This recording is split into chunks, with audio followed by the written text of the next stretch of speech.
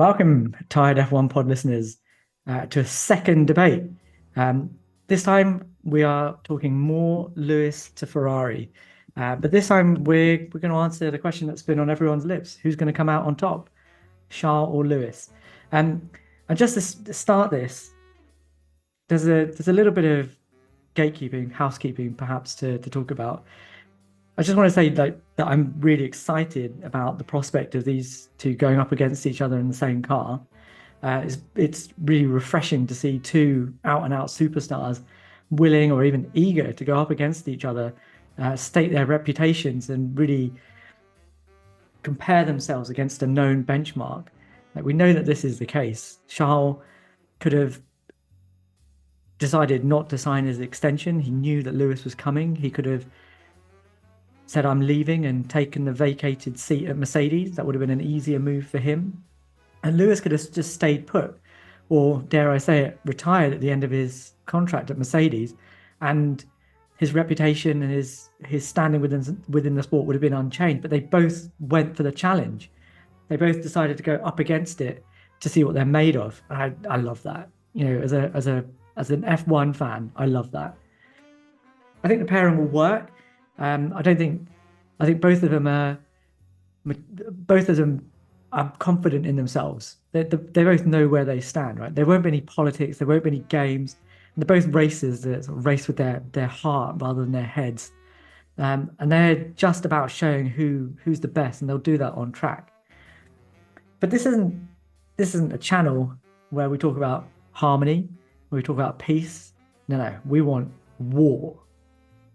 So without further ado, our question today is, who wins in a head-to-head between Charles Leclerc and Lewis Hamilton?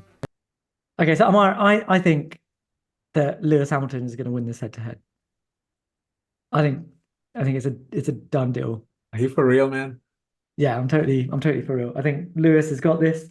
He's got enough weapons in his armory for this to be his team come the end of this tenure. Tell me I'm wrong. Not so fast, my friend. You are, you're in for a bit of a surprise. Like, this ain't one of those, hey, I'm the 7-time world champion. I'm going to, just walk around, like, establish myself here and go on and win the championship. This isn't a Schumacher-esque, thing. Like, those days are gone, long past gone. All right. There's a new buck in town, man.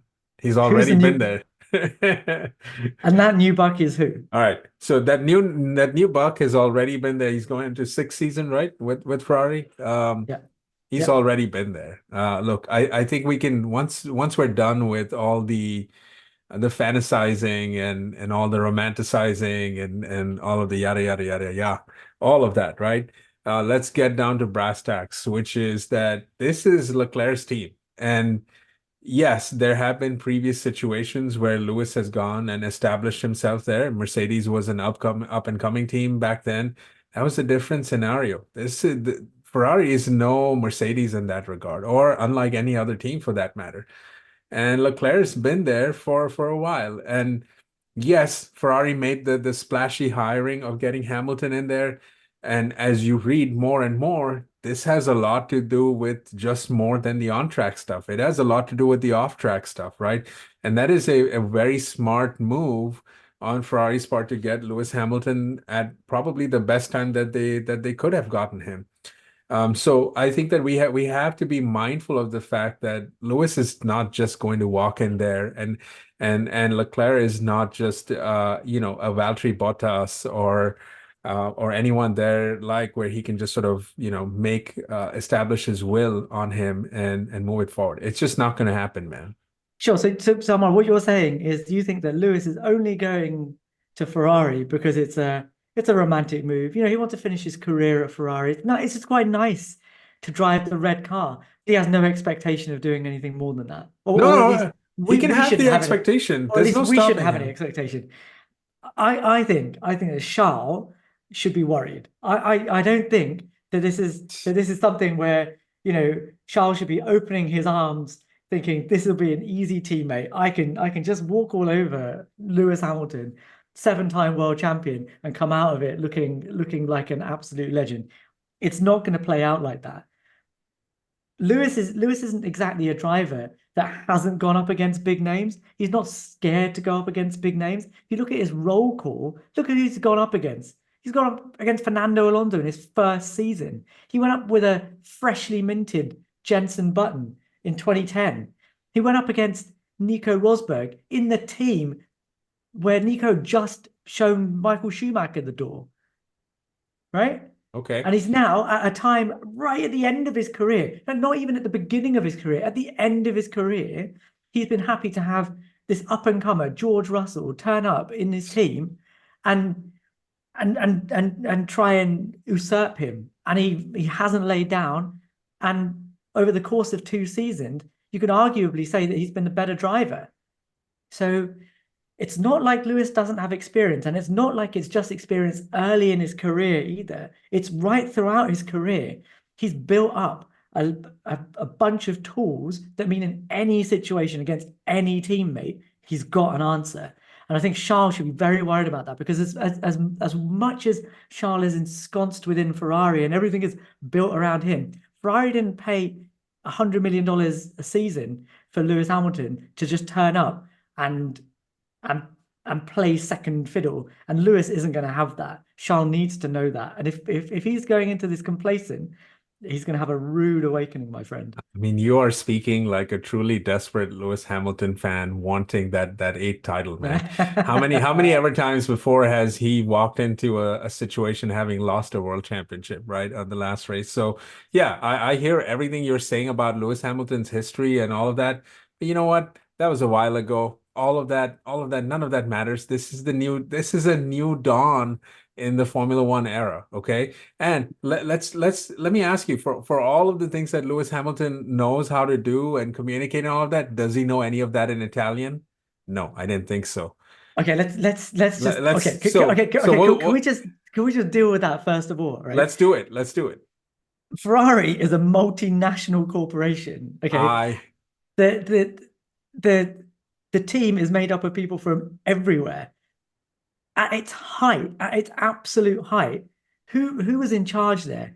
A Frenchman, an Englishman, and a German driver. You don't need to speak Italian. You know, Schumacher didn't speak Italian. He didn't learn Italian when he was there. He won 5 titles there. You don't need to speak Italian. And anyone that says that he's not gonna bed himself in because he doesn't speak Italian, that's nonsense. Schumacher was different. He had come winning a championship, right? But Lewis has come winning 7 championships. He's come winning. Guess who's come to Ferrari having won multiple championships, and look at how all that worked out. There are at least 2 guys I can think of.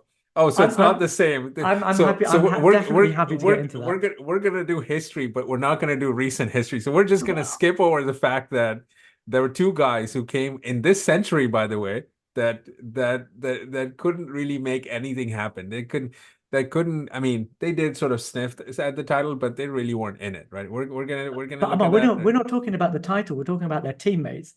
Fernando Alonso wiped the floor with Kimi Räikkönen while he was there, as did Sebastian Vettel. And it was the incoming Charles Leclerc that took out Sebastian Vettel. So I'm not talking about winning titles. I'm talking about, is he going to go into somebody else's team and show them how it's done? All of those things are great, but the fact of the matter is, Lewis Hamilton is a much older guy coming into this team at the twilight of his career. Like this is the end.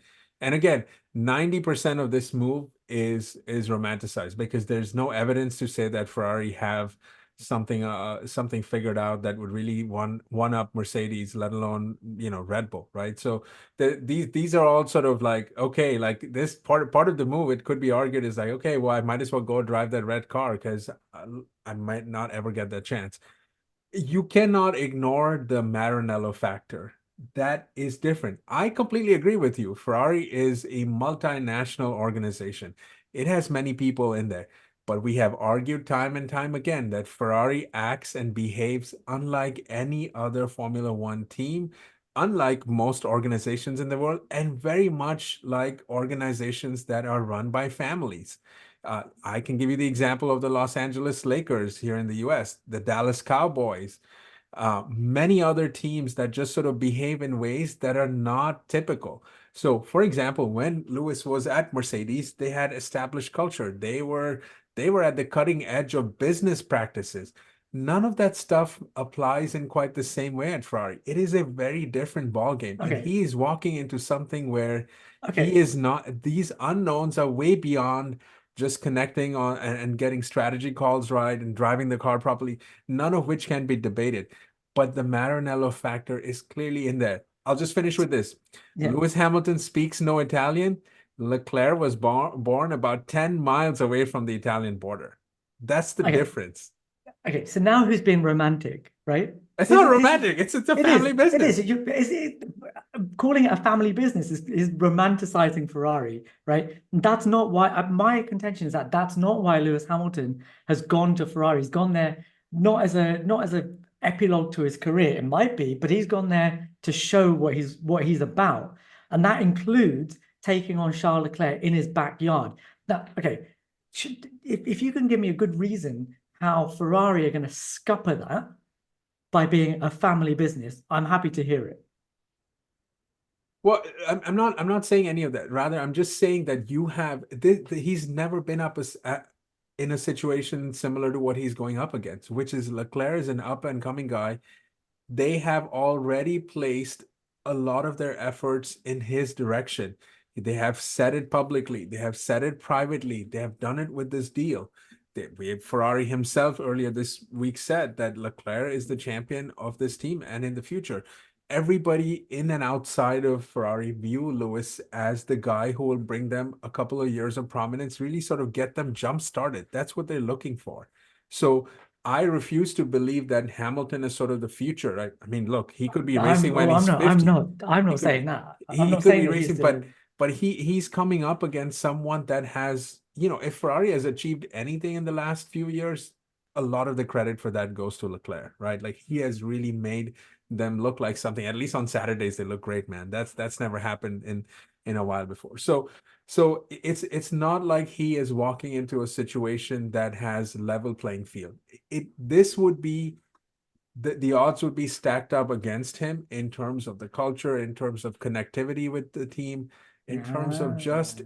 all of it in ways that are not that. Racing for Mercedes, racing for McLaren, racing for Red Bull is not like racing for Ferrari. Everything is different. Okay. Every single So thing. so I'm gonna take that one, right? I take your point, right? He's not coming into his own environment, but he's not coming alone either, right? One of the biggest differences here between Vettel and Alonso turning up at Ferrari is that they turned up alone. Like Alonso didn't bring any of his team from his winning seasons at McLaren, or he couldn't, could he? And he didn't bring anyone from Renault particularly. And the same with Vettel. He came over completely blank slate and had to incorporate himself in a brand new team and a brand new culture. And immediately, as soon as he turned up, the guy that had hired him was fired. Marco Mattiacci wasn't even there for a season. He left. Lewis isn't going to have that. John Elkann's paid a huge amount of money. He's not going anywhere. And he's opened the door for him to bring whoever he wants, and whoever wants to come with him can come. And they already have. Loic Serra, the guy that wanted to change the direction of the 14 and 15 at Mercedes, has left. He was a staunch ally of Lewis's direction change. And he's going to start work in 2025 when his gardening leave finishes, right in time for Lewis to start there. Ricardo Mosconi, who's the head of trackside at Mercedes, is also moving to perform a similar role at Ferrari. And who's to say that Pete Bonington won't come? Who's to say that there's even been a rumor that Andrew Shovlin is going to come over? Lewis is not coming as a single entity. He's coming as a package with a buffer around him. So that will shortcut his learning and his incorporation within the team. I mean, there are people from mainland Europe in that team. It's not even as if he's coming as the only English speaking person there. Everyone there is multicultural. And just to add one more thing to that, when you're talking about Ferrari moving their style to fit around Charles, I think their driving styles fundamentally are very similar. They're gonna complement each other. But I think there is something that Lewis likes about the rear end of his car that you'd expect that if that gets developed into the Ferrari, it's something that Charles could benefit from as well. And would just make them both formidable. But one of them knows how to use that and knows what the absolute advantages of that are. What, but this is exactly, you're actually playing into my own argument, right? Which is that we're sort of leveling the playing field, right? When it comes to the technical aspects of it, the car being the way it is. So what else is left, right? They're more or less, as you said, they have similar driving styles. They like the car to be developed in the same direction. All of that. And we've spent, check out one of our past videos, listeners. We've talked about how Hamilton and Leclerc would like pretty much the same kind of car. So then what separates it? What are the other? That's why I I'll tell say you. the cultural stuff. Yes, he's bringing in his own team. Let Bono come over too. No problem. Let all of them come. It doesn't matter. They all have to adjust too. Like, we can't just assume that you pick a group of guys that have been successful in this very atmosphere and then Yeah. come to a completely different setup, unlike any other in what Ferrari has to offer. Now, all of a sudden, everything's just going to click, click, click, click, click. No one is arguing the fact that they will do their best to help Hamilton too, right? But I think when it comes to like picking between the two, I don't know what they're gonna do exactly. I sure hope they don't decide to do like, hey, we're kind of like in the Schumacher days, like, hey, we're gonna support one guy. I'd rather just let them fight if they're in I a don't think they'll position do where they that. do that. I don't But think they'll do that. but I think it's TBD whether they pick Hamilton or not. I mean, the only reason I could see them picking Hamilton is as I've argued before, that maybe this is a, hey, let's get him the eighth and then we can kind of move forward. But that would be the only thing. And I'm not even saying that would happen. Or Omar, he shows a clear performance advantage over Charles Leclerc. That's the only other reason that Ferrari are going to pick him, and that's my argument here. That I think from a Very performance marginal. point, yeah, okay.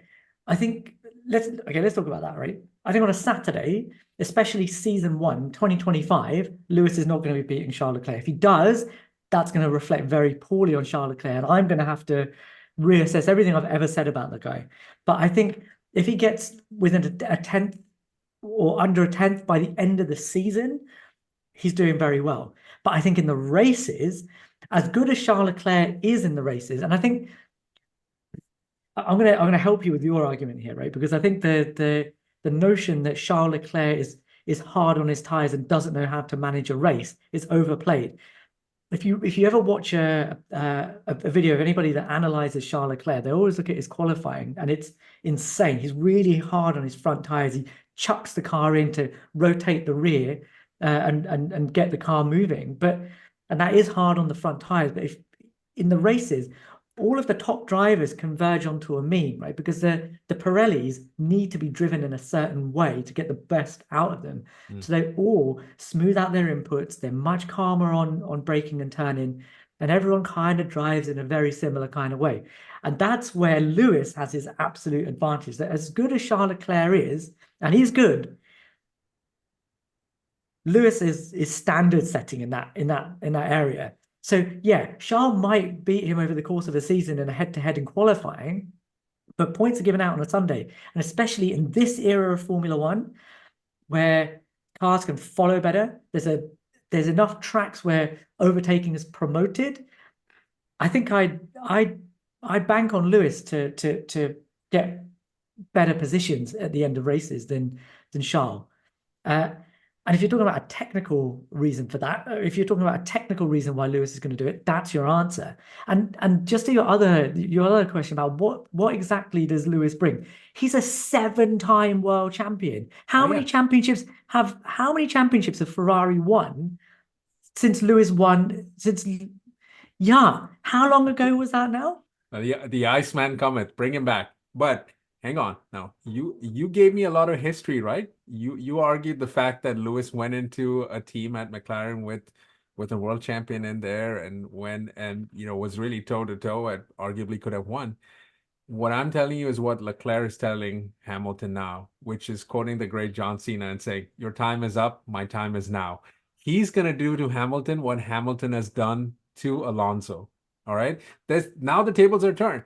he is in some ways that guy in the waiting. We've talked plenty of times about how Leclerc is now coming at the place where kind of like Max did with so many years that he needed to get up there.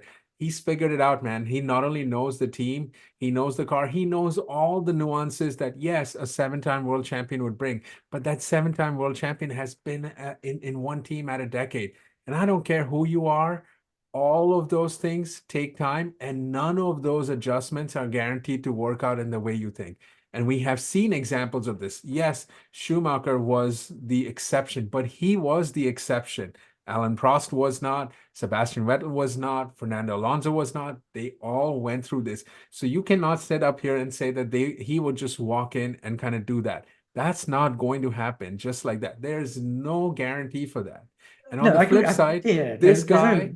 my guy needs that championship almost way more than, I mean, we could argue whether his one championship is needed more than Lewis needing his eighth, right? Lewis was in the thick of it and lost it on what, the last 5 laps in Abu Dhabi, right? If that's what we want to say. But Charles has never been there, and he's dying to get one. And he's seen his rival in Max get 3, maybe a 4th one this year. Like, that is, he's not going to just sit back and just kind of do that unless someone from high up above makes some sort of guarantees. And again, this is me recklessly speculating, but on paper, this matchup is unlike any other. And I don't think we can definitely know what's going to happen, but I don't think you can have Charles be the pushover that you think he might. No, I agree. I don't think Charles will be a pushover. I don't want him to be a pushover. What I'm saying is that look, I agree. Right. This is a tough one to call. And I'm having to put I'm putting my hat in a ring. My hat goes squarely in Lewis Hamilton's ring because of everything that he's done. And if you're going to talk about motivation, do not underestimate how motivated he is to win that 8th title. Like how hurt he was to not win when he should have done in 2021, right? Sure. Ferrari has nothing to do with it, though. I agree, but that feeds his motivation, right? So Charles may not have won one, but this is like Lewis going for his first. Like, he's still in Formula One for one reason only, and that is to win an 8th world championship. And but also drive the red car. He's left Mercedes because they weren't offering him the opportunity to do it, right? Yeah. Like, they've brought in a guy that's a driver in the other car that is not, they've openly said that this guy is the future of our team, right? You're not going to be number one here anymore. We're not going to give you the time to do the work and develop the team so that when the rewards are there, you can reap them. We're not going to do that. We're not going to pay you the same amount as we would a champion in waiting. We're not going to give you the ambassadorial roles. We're not going to give you all the stuff that you need to make you feel loved and wanted. Ferrari are going to do that. And they're not doing it just so he can drive a red car. They're doing it. He's doing it because he thinks that's a better opportunity for him to win a title. Deep down, that has to be what he believes. It can't just be about the romanticism. Sure. So the motivation is definitely there. It's not about just doing it for the numbers or ticking a box. It's not about that. I mean, that's the same reason Leclerc signed an extension too, right? I mean, that's no different in many ways. He truly believes that he can get them that first championship. And again, I just don't see how a guy that has been with the team at least more than half a decade and has been a Ferrari guy through and through will just sort of sit there and say, oh, okay, well, yeah, well, maybe we should let Lewis get one. I don't know. I don't think he will. But at the same time, I don't think he needs to do that, right? He can go toe to toe with Lewis. And again, everything that's happened in history cannot be factored in this. This is a new ball game. It's a new time. There are guys at the front in ways in ways in which Lewis was dominant too. There's a guy in Max Verstappen that we aren't even talking about. Like, there are many factors in all of this. We'll come to that. We'll come to that. But I mean, I guess we'll just have to agree to disagree then, right? Well, Amar, I think, look, this is where I just want to make sure we're clear about this argument. I'm not saying that Charles Leclerc is being asked to or is going to sit back and let something happen. Yeah. I'm saying that I think he'll go for it. He'll be allowed to. And he'll be win every time. encouraged to. He'll go toe to toe. I just don't think he's going to come out on top. Over the course of that contract, I don't think he's going to come out on top. I think Lewis is going to have too much for him, and Charles has got that one thing about him that he's absolutely magic over a single lap, right? Absolutely devastatingly quick over a lap. But we know that Lewis is adaptable, and we know that he'll learn and he'll get quicker. And even if he doesn't absolutely match that sparkling pace, even by the end of his contract, he'll be doing stuff in the races that is beyond what Charles can do. And that's because of the experience that he's got, because of the skill set that he has. That's okay. Charles is a good learner. He'll learn all of that, and he will already have all those things, right? And again, you heard it here first. He's gonna do to Lewis what Lewis did to Alonso in 07. So that's gonna happen, man. We're just, I mean, look, yes, nobody knows what's gonna happen exactly, right? It's hard to say. Like, this is a cracking pair that Ferrari have put together, probably creating a bit of a headache for them, but what the heck, man? Let's just bring it on. Let's do this. Yeah, absolutely love it. We're gonna have to find consensus, and maybe we're not the ones to do that, Amar. Maybe we have too much skin in the game. Maybe we love our drivers too much. Maybe we should leave it to somebody else. All right, that sounds like a great idea. So Amar and I could not decide who would come out on top between Charles Leclerc and Lewis Hamilton in the same team. Why. I'm obviously right. We need somebody independent to answer that question for us. Someone who's listened to the arguments, weighed it up, and made a balanced decision. So I've got my wife, Zenny. Hi, Zenny. Hi. Hi, Zenny. Completely independent, I see. Totally. So look, I've deliberated. I have listened to both sides of this argument, and completely independently and completely unbiased, I still think that Hamilton will come out on top. Yes.